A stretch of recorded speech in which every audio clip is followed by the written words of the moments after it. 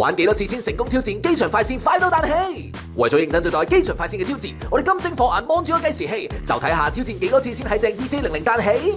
開始 ，OK，第一次。嗱，你記住，佢一起身咧個計時器就會停㗎啦。3、2、1，開始。要睇準2400彈起啊！哇，好快喎，佢喐得。啊，差少少啊！到你。應該唔係好難㗎嘛，係嘛？起啊！我係傾偈。冇辦法，張凳太舒服。我覺得我會得。係。為咗首爾機票，一定要贏。你趌起咗啊嘛？喂，俾啲力！其實係有個機會咧，試成日都試唔到。唔會啦。哇！5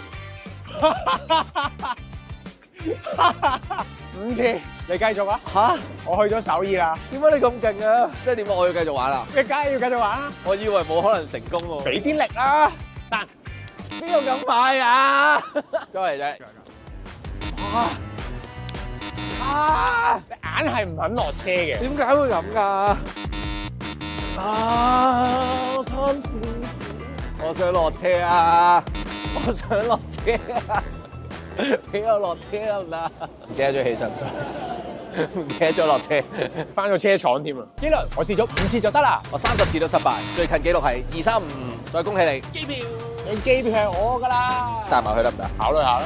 機場快線快到24分鐘就到機場啦！如果你都挑戰到2400，有機會贏到首爾機票同埋機場快線車飛，仲有線上版嘅挑戰㗎，即刻嚟玩啦！